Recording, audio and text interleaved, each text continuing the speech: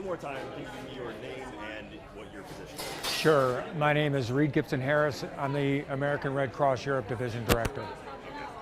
Good. All right, can you give me an explanation of what you have going on here today? Sure. Obviously, our mission here as the American Red Cross is to support military families in need. This operation, as you all know, is part of a departure order, or an order of departure that was issued by the state, Secretary of the State, to move Department of Defense dependents out of Turkey. And so we're part of a support group here in Ramstein that's going to provide service to these families as they're coming here to transition to wherever they're going next. For us, that's going to be everything from youth activities. We have a first aid station. We're going to be working with our partners, great partners, if you will, in the USO to provide refreshments for families and people that are working here as part of what we do.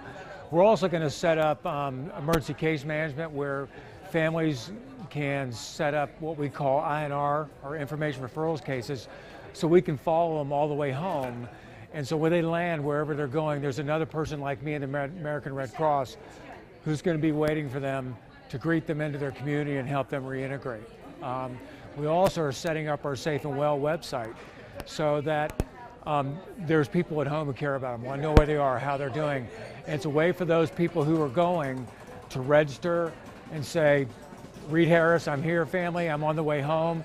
That family can log in to the other side of the website and find out where I am and know that I'm okay.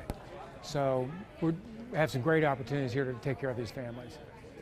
Logistically, how much preparation goes into something like this? Like, well, how much notice did you have with this? Our notice started a couple days ago when the 86 stood up their support group activities to start planning this activity. We, I guess, found out about 3 days ago during a stakeholder meeting, and we've been planning ever since. I'd say the command group here has done an amazing job of pulling together all the right people, having daily meetings, and talking about the logistics, staffing, resourcing, material, everything it's going to take care of these family members. And as General Thomas said, we're going to love every single one that come in and they're going to know they're loved. So a lot of work. For the Red Cross, we do this all the time. We're a preparedness organization. This is what we do. So we're ready. Being retired Army and having served for 21 years, I understand the stresses on families, not just in CONAs and serving, but also overseas, especially in areas where there's tension, if you will. So I think that the personal touch, being able to come in here and the incredible amount of stress that they're under. I mean, the Red Cross would treat this just like we would a disaster response, because that's what it is. You're displacing families from their comfort, their loved ones. They're leaving people behind. You know, they're having to pick up and go at a last minute's notice. So I think the personal touch from everybody here, from the military partners, from the USO, the Red Cross, is crucial to help care for them and manage their stress and know that they're cared for as they get all the way through this and to where they're ultimately going to stop. And do you think that, you know, I'm sure the families have been through a lot in the last 24 hours here at the pack, but do you think that they'll find a warm welcome when they arrive here?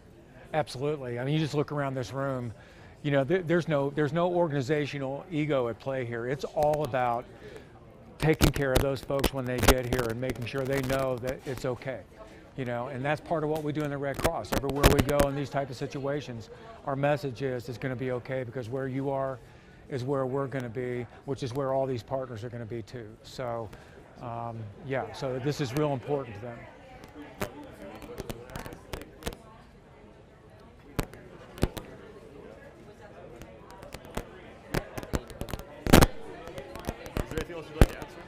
Yeah, I would. I think the great thing about what we do here, when you look at the people walking around, especially with Red Cross shirts on, a lot of these are volunteers.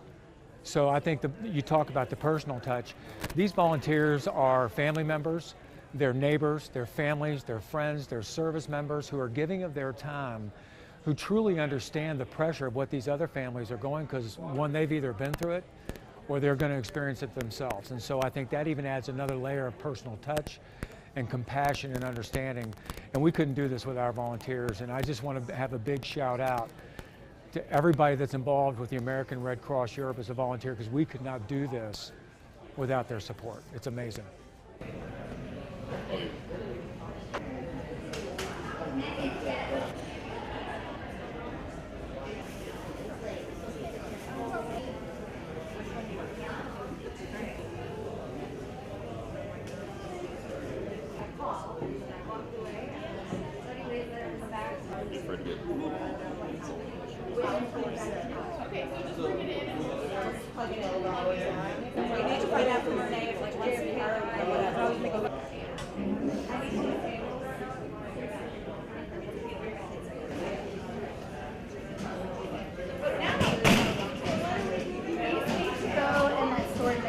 Rent from one of the vendors has like a crazy amount of like, you can like send them raise your hand, roll, load, and nothing.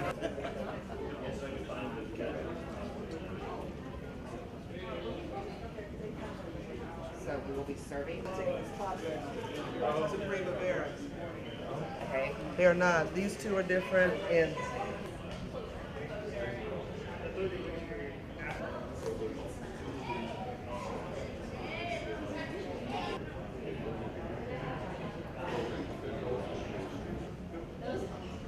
It's okay.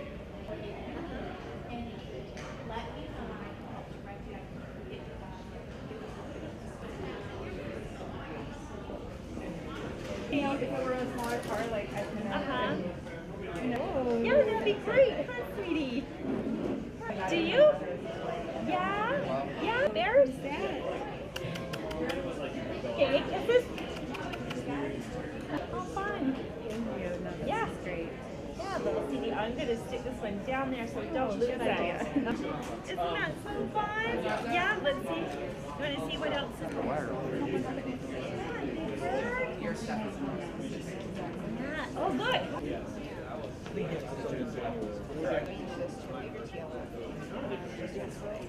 Keep it tweaking, right?